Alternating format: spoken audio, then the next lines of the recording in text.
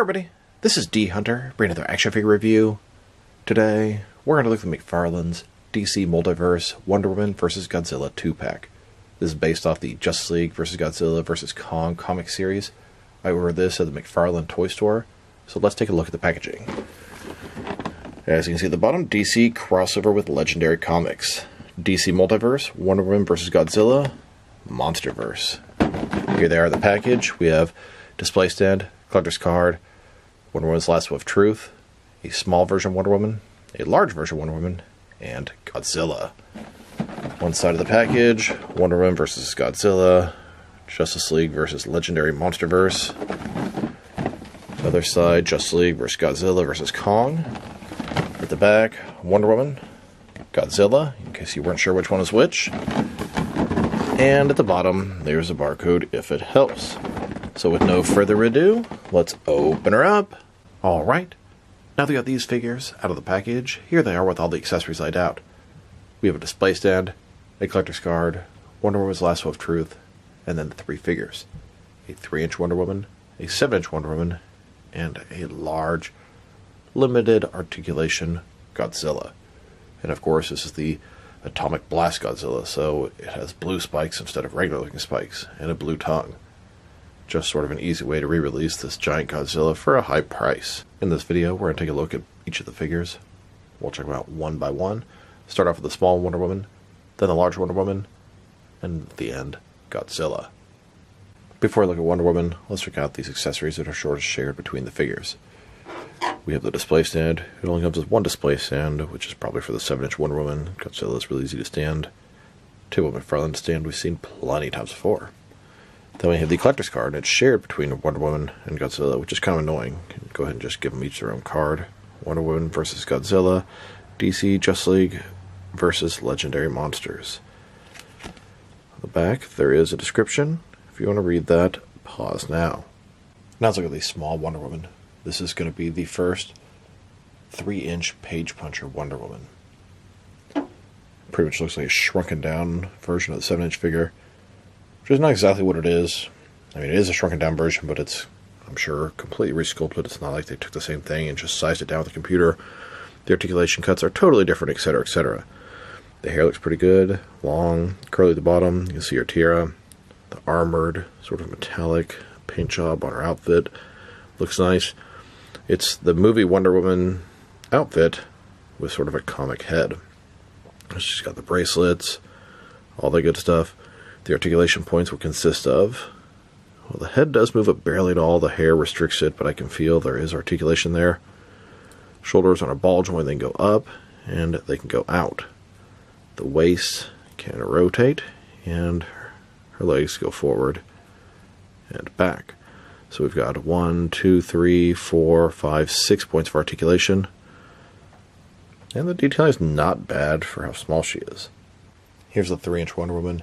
Next to the 3-inch Superman and Batman figures, the Trinity. And here's the 3-inch version of the Justice League. Aquaman, Batman, Wonder Woman, Superman, The Flash, and Green Lantern. Here she is, next to the only other female 3-inch page puncher they've made. This is Drowned from Dark Knight's Metal. Here she is, next to the most recent 3-inch page punchers McFarlane has released. This is a 4-pack based off The Dark Knight Returns, consisting of Batman, a son of Batman, Joker, and Superman. And so here is McFarlane's entire DC collection of 3-inch page puncher figures. I count 28 figures, and I think this is the end. I think this Wonder Woman is going to be the final one. McFarlane has a DC license for a little more than another 6 months, or possibly even longer, depending on who you ask, when you ask them. So there definitely is time for more, but I never really got the impression these were very successful. I mean, they're cool for what they are, but I really just want more of the 7-inch stuff. Here's the 7-inch version of Wonder Woman, next to the 3-inch version. And so now, onto that 7-inch Wonder Woman. This is a pretty unique looking figure. It's the movie body with a comic head. And a lot of people say that's a lazy release from McFarlane, and there's definitely some truth to that, but to tell you the truth, I think it looks pretty damn good. For the longest time, that movie Wonder Woman was my main comic Wonder Woman, because there simply was no regular Wonder Woman. And I think this actually looks pretty good. She has one accessory, her Lasso of Truth, which looks to just be a simple string. So let's take a closer look at her. So, Looking at her face, I think it looks great. She's got red lips. You see the little bit of the tear at the top. Her face looks pretty pretty. Dark hair. It's long. It's curly at the bottom. It does restrict the articulation of the figure. Now, onto the body, which is one we've seen plenty of times before. I'm guessing this is going to be the Shazam 2 or the Batman vs Superman Wonder Woman body, not the 84, but we will check that out in depth shortly. I like the sort of metallic paint job. Makes it sort of armored. I like that. She's got a little sort of skirt thing, the Wonder Woman logo on the belt. There's a place to hang her string or lasso of truth up. Double jointed elbows, double jointed knees. Her bracelets. I like the sort of shiny color on the boots too, even though they wouldn't exactly be metallic. At least I wouldn't think so.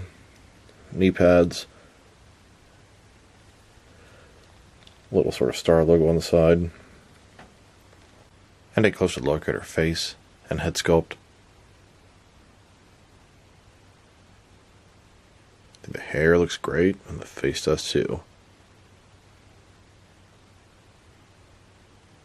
And now for Lasso of Truth, which is just a gold string. You can see it's sort of wrapped up right now. It looks nice the way it is, but once it's done, it's just going to be a limp string. And I kind of think that sucks. If it was a bendy wire, that would be awesome. But I'd rather be a pre-posed lasso than just this limp string. When unwound, it looks like this.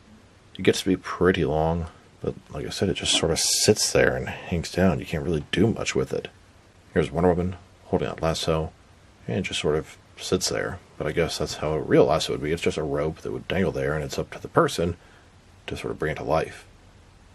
Now, it doesn't really work for action poses like this, but in an action pose like this, it actually can be kind of cool. Here's the lasso wrapped up and sort of holstered onto her belt. Now, to me, it is inexcusable for them not to come with a sword and shield, especially at this price point. This is a 2-pack with a regular figure and a mega figure, so it's not cheap. They could have easily just re-released the same Wonder Woman sword and shield that they've done a couple times before. And personally, I would have preferred a pre-post lasso like this to the sort of limp string that we got. And these are all accessories they've already made before, so the cost would be minimal to them. And since this Wonder Woman has such a nice face and head, but the movie body, I was curious, how would this head look on the comic Wonder Woman body? And here's a look at both these Wonder Woman figures with their heads swapped. Their heads are pretty similar, just one has much longer hair than the other. And a closer look at them with the opposite faces and head sculpts. Now let's check out the differences, similarities, and reuse between the movie Wonder Woman and this comic Godzilla version. Now I took the Batman vs Superman one, which is the most recent version, and shares a lot of parts with the Shazam 2 version, which still shares a lot of parts with the 84 version, but has better legs, etc. Anyway, let's take a closer look. Obviously, their heads are totally different. If you look at the arms, they're the same all the way to the hand. This one has a gloved hand, and this one has a bare hand. The torso and stomach appear to be exactly the same. Paint job a little bit different, darker red, lighter red. The skirt thing is actually brand new. You can see this one is textured and a lot smaller. This one is smoother. They have the Wonder Woman sort of little star there. And then the legs down to the boots are the same, with a little bit of a different paint job on the feet. Giving us now 4 Wonder Woman figures that utilize that same base body. And now that we've taken a pretty good look at the figure and her accessories, let's check out her height. From bottom to the top of her head, standing about 7.3 inches tall, which could translate to just over 18 centimeters. And for articulation, starting with her head, of course you're going to rotate side to side, but the hair sort of causes it to look down as you're going around to get it over the shoulders. She can look up, not at all, down at least a little bit. The hair obstructs that. Can't really tilt her head from side to side. Shoulders on a ball joint goes up about 90 degrees, up, down, around. She's got this butterfly ring between her shoulder and chest, increase the range of motion, and covering the gap that would be there. Bicep cut below that, double jointed elbows. Her wrist can rotate, and it's hinged as well. Torso, she's got a ball joint here, rotate around, forward and back. Another one in her waist, rotate around, forward and back. Between the two, pretty good range of motion. Legs, almost complete to the splits. McFarlane style hip joints. Rotation is a little bit more than minimal. They go forward about that far, Back not much. Double jointed knees. And then her ankle. Forward and back. Rotate. Tilt rock, I guess, a little bit. Toe articulation. It's a very outdated ankle and wrist joint on her. Now let's check her out next to some other McFarlane Wonder Woman figures. Here she is, next to the movie Gal Gadot, Batman vs Superman Wonder Woman. And here she is, next to the Batman Last Night on Earth Wonder Woman. Then, next to the Todd McFarlane designed Wonder Woman. And now, next to the Death Metal Wonder Woman. Next, with the Justice League Endless Winter Wonder Woman. Here she is, next to the Flashpoint Wonder Woman. Then, next to McFarlane's best comic Wonder Woman. This is the one that everybody wants, and it's their best one, and nobody can get, because that's just the exclusive game that McFarlane likes to play. Here are all the McFarlane DC Multiverse Wonder Womans they've made so far. I count a total of 18, and I can't think of if or what the next one is going to be. Here's Wonder Woman next to Donna Troy. She used to be Wonder Girl. And here she is, next to Sonic the Hedgehog's Amy as Wonder Woman. Here she is, next to a Superman and Batman that she scales up nice with. The digital Silver Superman and the Hush Batman. The Trinity. Now let's look at Godzilla. This is specifically Atomic Blast Godzilla, and that's why his spikes are totally blue. He comes in 2 separate pieces. Let's go ahead and pop them together and check them out. And so here's Godzilla fully put together. It is an enormous, massive mega figure, but he's poorly articulated, so there's good things and bad things about him. Let's take a closer look. Here's a look at his head. He has articulation in the jaw, as well as the neck. He's got articulation both the arms, both legs, and the tail, and that is about it. The sculpting detail is phenomenal on him. It looks great. All the different scales. Paint job is pretty good. You can see the sort of spikes are a little bit extra sort of paint off the spikes. Some of the spikes are not painted that way. Some are. I don't know if it's supposed to be that way. I mean, I guess it kind of must be. But then we have these big, giant, blue, quote-unquote, I guess, atomic spikes. Also, his mouth and tongue are done the same sort of blue color, as well as his eyes. Sort of looks like a radioactive Godzilla.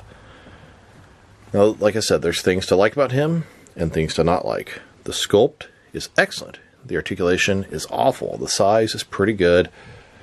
And I know there's a lot of Godzilla collectors interested in this guy, because they don't make a lot of Godzilla figures this big. Most of the Godzilla figures that I've seen are 6 or 7 inches tall, and they're grossly out of scale with everything else those companies make. NECA or Bandai or whoever.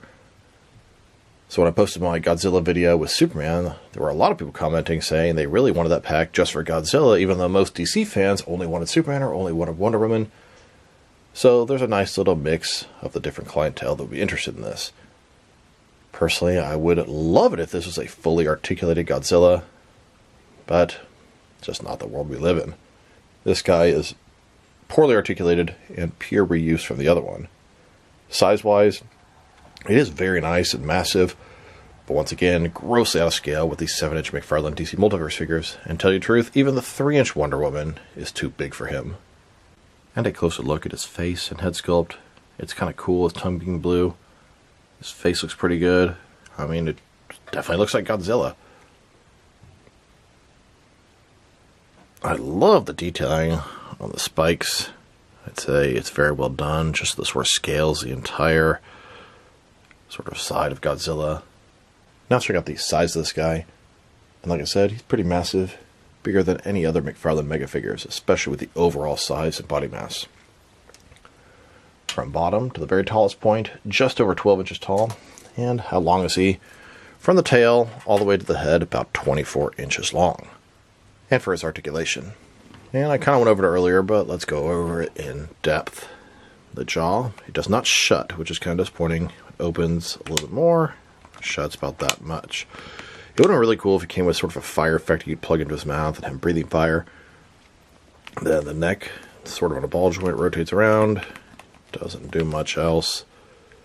The shoulders, up and down, and you can just hear how tight it is. Up and down, no in and out.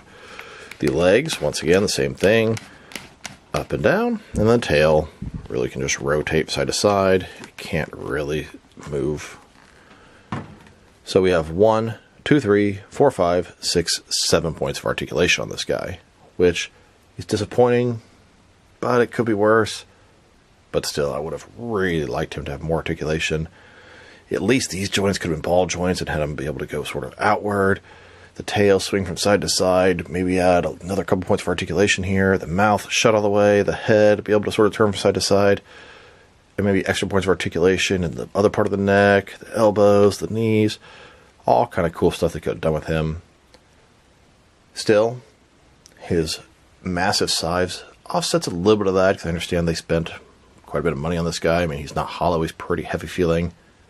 But they could have gone the extra little mile and give him more points for articulation. I don't expect the full 22 McFarlane standard, but a few more would have been nice. Here's the Atomic Blast Godzilla next to the regular version. It is 100% the same figure, except for sort of the blue paint job. I must say that I think I prefer the original one, as he looks more like a traditional Godzilla. But I guess it's kind of cool to have two different variants, even though it's a little unnecessary. And if you look between them, they kind of make a little heart shape. There's no point to this. And here's a look at both these Godzilla figures facing you. Once again, pretty much exactly the same, except for the blue and the mouth and the spikes. And then here's Godzilla next to King Kong and Titano. King Kong is actually from the same comic story as Godzilla. They're both part of the DC versus Monsterverse line. And then Titano here is actually from the DC comics, utilizing the same body as King Kong, and just sort of a cheap way to stretch out another expensive mega figure versus regular figure 2-pack. Here he is, next to a couple of McFarlane's most recent mega figures. We have the Kaiju Beast and the glow-in-the-dark Bane. And the Kaiju Beast has even less articulation than Godzilla, believe it or not. And finally, here he is next to the Titan Joker, which is one of McFarlane's tallest mega figures.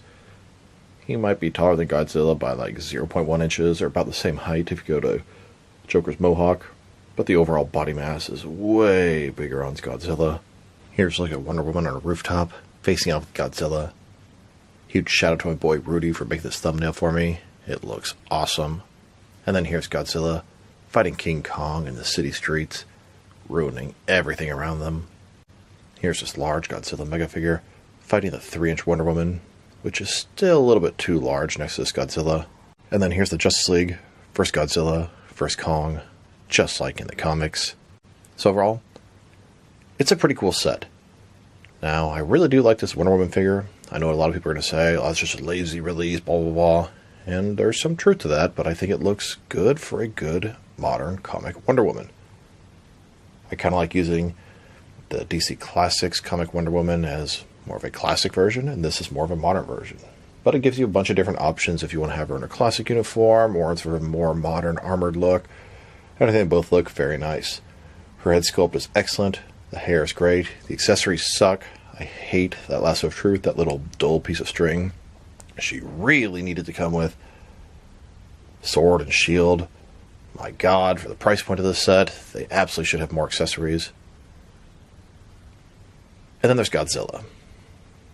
I have such mixed feelings on him because he looks great, he's large, but he doesn't move for shit, and that really sucks and damn near ruins the figure. It doesn't ruin him, but it really hurts him. It would have been cool if he came with at least one accessory, like a fiery thing that would stick into his mouth. He could have had a blue one, and the original one could have had a red one. Now, there are things I really like about him, too. He looks great, the detail's fantastic, he just doesn't move at all. He's also very massive, very tall, very long, very wide, very heavy. So I feel like, for the price, he's probably a good value for a mega figure as far as you get a lot of plastic, but it just doesn't do shit, and that kind of sucks. If I were to rate these figures, I'd probably give Wonder Woman like a 7.5, and I know there's a lot of reuse there, but I think it looks good. I like it. And then Godzilla, I'll probably give him a 7, and maybe I'm being generous, but he looks great. He's big, well detailed. He just doesn't move and doesn't come with anything, and that kind of sucks. I don't have any Godzilla figures, so I'm definitely happy to have one Godzilla in the collection, although now I have two. I didn't really need the Atomic variant.